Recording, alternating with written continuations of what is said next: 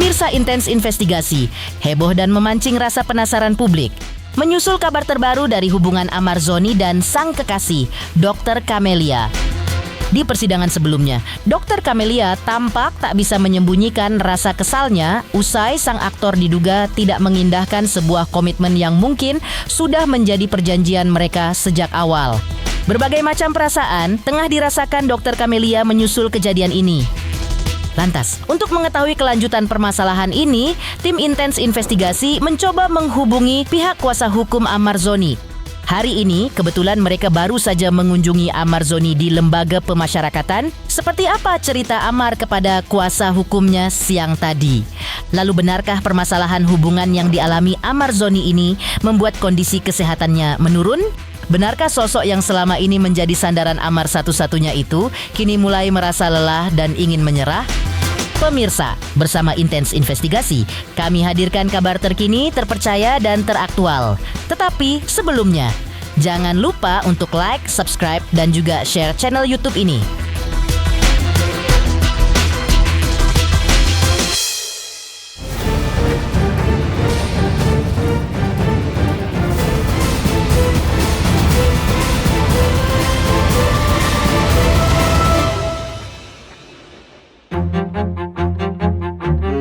Pemirsa Intens Investigasi, masih tentang kabar mengejutkan terkait hubungan asmara antara aktor Amar Zoni dan sang kekasih, Dr. Camelia. Hubungan mereka diduga tengah berada di titik terendah, usai persidangan yang begitu menguras emosi maupun mental Amar Zoni. Untuk mengetahui hal tersebut, tim Intens Investigasi mencoba menghubungi pihak kuasa hukum Amar Zoni yang kebetulan hari ini baru saja mengunjungi Amar Zoni di Lembaga Pemasyarakatan. John Matias, selaku kuasa hukum Amar Zoni, menjelaskan tentang permasalahan yang sedang terjadi dan hal yang diduga telah dilanggar oleh Amar Zoni dalam komitmen di antara mereka berdua. Ya pokoknya pihak lain ya luar dari keluarganya, yaitu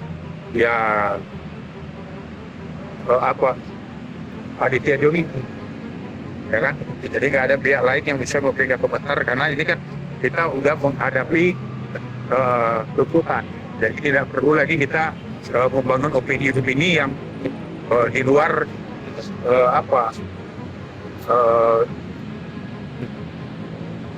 di luar dari dari koridor umum. Apa ini imbas yang kemarin artinya kan ada sedikit harus debatan kecil kemarin di ruang sidang dengan Amar dan Dr. Camelia sendiri. Ya sebenarnya bukan itu, nggak ada masalah. Ya yang selama ini kan memang ya kan kita paham juga kan memang ibu dokter banyak membantu, ya kan? Jadi memang Amar mengucapkan terima kasih pihak-pihak lain yang memang sudah membantu beliau. Mempertegas saja berarti Dr. Camelia tidak boleh lagi membahas tentang soal Amar. Ya kalau itu ya saya kan pasti ya media mensikapi aja. Karena bagi kami itu ini kan kami sebagai pihaknya Amar menyampaikan aja, dan untuk menjaga hubungan yang kondusif juga dengan para penegak hukum nanti. Kita kan mau cari suasana yang apalagi bulan puasa ini, ya kita kan tidak ada lagi pihak-pihak yang membangun opini tentang perkara ini, karena yang bisa itu berbicara untuk masalah Amar itu adalah adiknya Aditya Joni.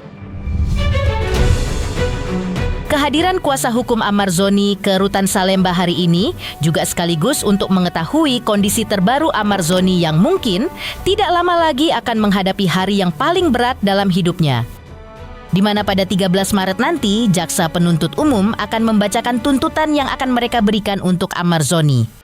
Lantas, seperti inilah kabar terkini dari Amar Zoni usai dikunjungi oleh kuasa hukumnya siang tadi.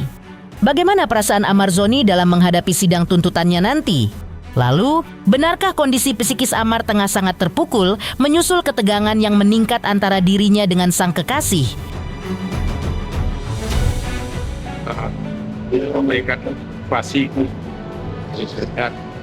ya sebelum bicara kedua dan besok ke depan itu kita mau memberikan edukasi lahar pada pintaan. Kenapa buat kita kan nggak mungkin JPU tidak menuntut, pasti menuntut kan. Itu kan tugas kami sebagai PH kan harus memberikan informasi lah.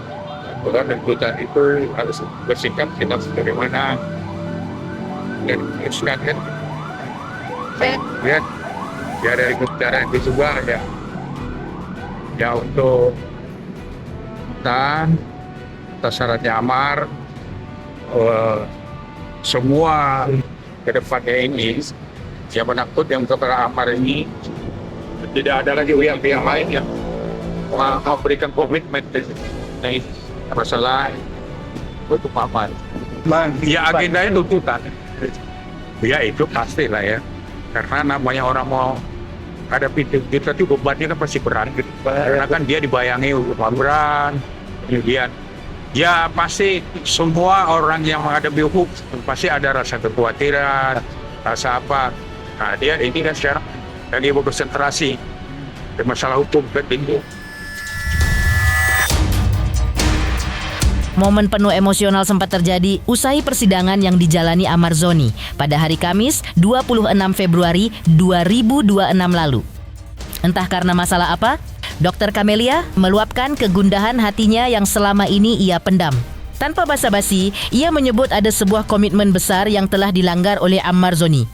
Sebuah pelanggaran janji yang membuat langkahnya terasa begitu berat untuk terus mendampingi sang aktor.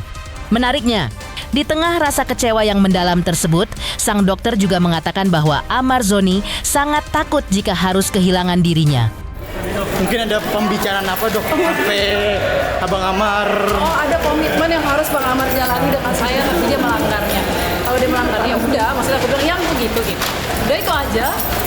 Oh iyalah Bang Amar sangat takut kalau saya meninggalkan dia. Jadi harus paham ya yang dekat-dekat sama Bang Amar. Jadi aku punya komitmen kalau mau masih diurus sama aku harus ada komitmen itu. Oke. Yang nggak tahu mungkin sama ini dia tahu yang tidak pernah pergi dari saya. Dari sebelum kejadian di MK itu saya yang ngurus Bang Amar. Bisa tanya nih sama Mama Wiwi yang selalu bikin aku jenguk. Oke. Kesabaran manusia memang ada batasnya. Sepertinya itulah yang tengah dirasakan oleh Dr. Camelia. Baginya, perjuangan dalam mengurus segala keperluan Amar seorang diri adalah sebuah beban mental yang luar biasa berat. Sang dokter bahkan mengakui bahwa dirinya adalah satu-satunya orang yang paling tahu seluk-beluk kehidupan Amar, termasuk detik-detik kelam kasus yang kembali menjerat sang aktor. Sepertinya itulah yang membuat air mata Dr. Camelia terjatuh, seolah-olah membuat Dr. Camelia merasa berada di titik jenuh yang sangat menyiksa. Aku nih sudah terlalu dibawa jauh banget sih sama Bang Amar gitu. Tapi ya udahlah, ini kan emang bukti yang harus kita keluarin gitu. Ya tanya aja, kalau itu aku nggak bisa ngomong, tanya sama Bang Amar aja komitmen apa yang harus dijalanin selama mau aku urusin dia gitu. Ya tadi lihat aja reaksinya gimana. Seperti apa? Dia lebih takut ditinggal saya atau ditinggal orang lain? Kan gitu. Saya bukan sombong, tapi di sini udah bukan perkara aku sayang Bang Amar, hati nggak ada.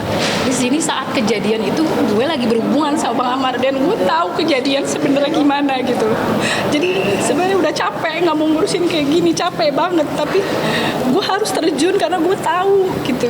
Aku yang tahu tiap hari aku kunjungan ke dia, aku tahu bagaimana di dalam keadaannya tuh aku tahu gitu loh.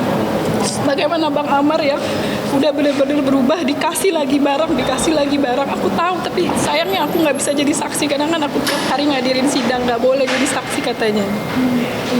Jadi aku tahu perubahan Bang Amar yang sudah banyak jauh berubah gitu loh. Jadi kalau aku tinggalin, siapa lagi yang bisa ngasih info tahu gini ini loh masalahnya gini gitu loh.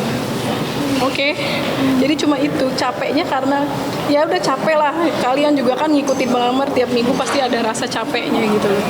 Cuma kalau aku tinggalin, siapa lagi tuh yang mau ngurusin dia kayak gini tuh siapa, karena aku yang tahu semuanya kejadiannya Bang Amar gimana gitu. Gitu sih. Jadi kayak udah capek aja dan alhamdulillah udah selesai, tinggal tunggu putusan, serahin aja semua sama Allah udah gitu. Iya itu kan mentalnya harus dikuatin. Nama aku sudah terlalu banyak dibawa jauh gitu loh. Karena saat itu Bang Amar nggak ada siapa-siapa yang ngurus, sampai pihak kepipin aja tuh aku yang ngurus, adik-adiknya nggak ada yang ngurus gitu. Karena adik-adiknya juga sibuk kerja gitu. Aku yang terlibat gitu loh. Jadi capek banget gitu loh. Dan aku tahu semuanya gitu loh. yang terjadi sebenarnya. Enggak 100% kalau Bang Amar bener, enggak gitu. Cuman aku harus cari keadilan yang sebenar-benarnya. Kalau emang bener dihukum ya dihukumlah secara profesional gitu loh. Gitu, jadi kayak udah capek aja gitu loh ngurusin kayak gini, karena aku sudah terlalu banyak terlibat jauh gitu di bawah sama Bang Amar gitu.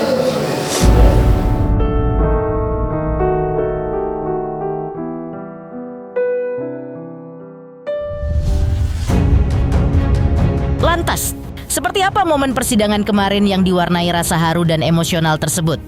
Seperti apa cerita kuasa hukum Amar Zoni tentang sidang kemarin? Pemirsa, jangan lupa untuk terus menyaksikan Intens Investigasi. Dan pastikan, jangan lupa untuk like, subscribe, share, dan juga komen. Tim redaksi Intens Investigasi mengucapkan banyak terima kasih kepada semua subscribers. Hingga kini, channel Intens Investigasi sedang menuju ke 4 juta subscribers. Halo, saya Denny Darto yang mengucapkan selamat untuk Intens Investigasi yang road to 4 juta subscribers. Luar biasa, dan ini semua berkat dukungan kalian.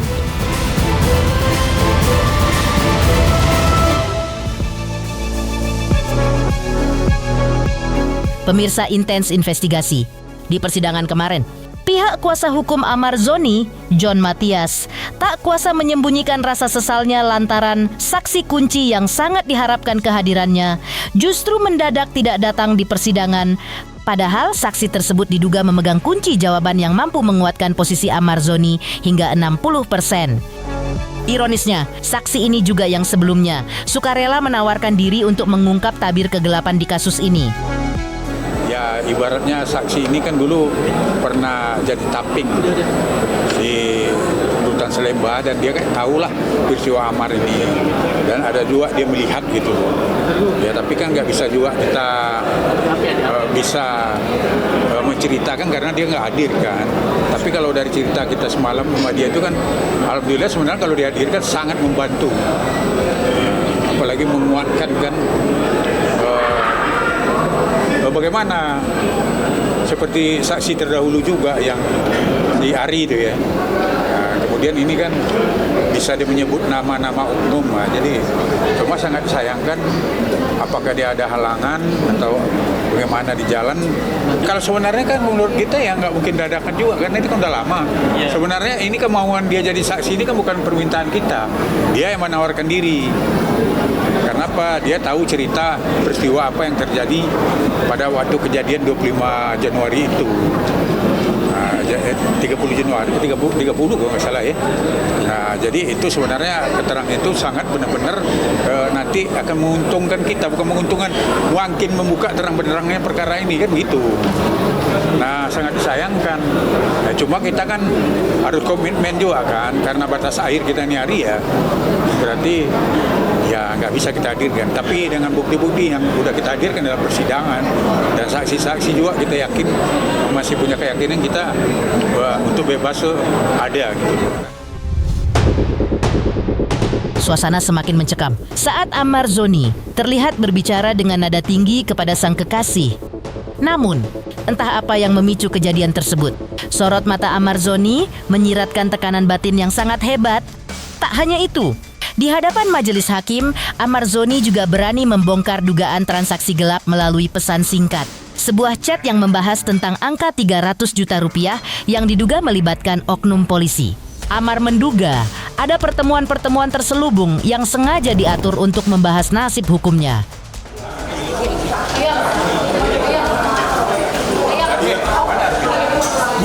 Bukan ai.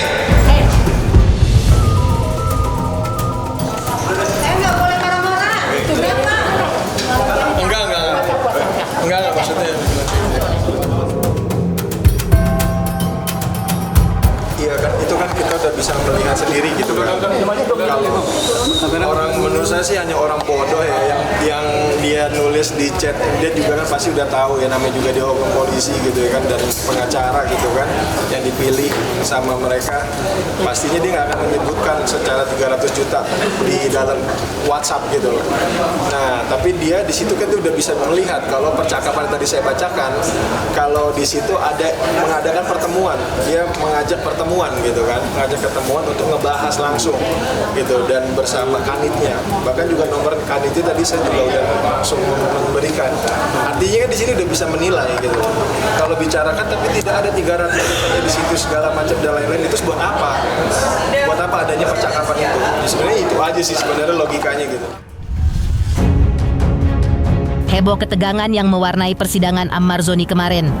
Secerca harapan ternyata masih terselip dari sosok ibu angkat Ammar Zoni, Titi Haryati. Lantas, apa doa dan harapannya untuk Ammar Zoni, dan benarkah sampai saat ini ia beranggapan bahwa Ammar adalah korban? Halo, saya Denny Darto yang mengucapkan selamat untuk intens investigasi yang road to 4 juta subscribers, luar biasa, dan ini semua berkat dukungan kalian.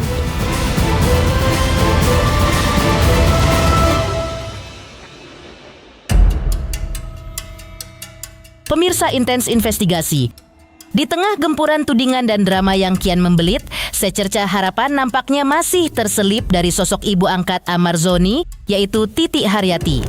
Baginya, Ammar Zoni bukanlah seorang kriminal yang harus dihakimi, melainkan seorang korban dari jeratan candu yang harus disembuhkan. Ia menyayangkan langkah hukum yang terus menjebloskan Ammar ke balik jeruji besi tanpa adanya proses rehabilitasi yang tuntas. Sekali lagi ya, Ammar itu adalah korban dari yang pertama, kedua, dan ketiga. Dan yang pertama, kedua, tiga itu semua inkrahnya adalah penyalahgunaan narkotika. Itu sudah otomatis ya, sesuai dengan saksi ahli dari Pak Anang itu adalah direhabilitasi. Maka kalau saya mengatakan sekarang kasus yang keempat ini adalah dampak daripada kasus yang ketiga, ketika tidak dilakukan assessment dan tidak dilakukan rehabilitasi. Tetapi ketika di penjara akan seperti ini.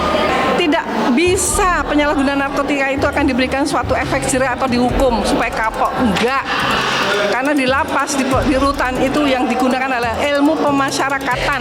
Jadi yang bagaimana pembinaan untuk masyarakat supaya ketika melakukan suatu kesalahan, kemudian dimasuk di dalam lapas atau rutan, dibina supaya kembali kepada masyarakat. Jadi ilmu kemasyarakat bukan ilmu hukuman.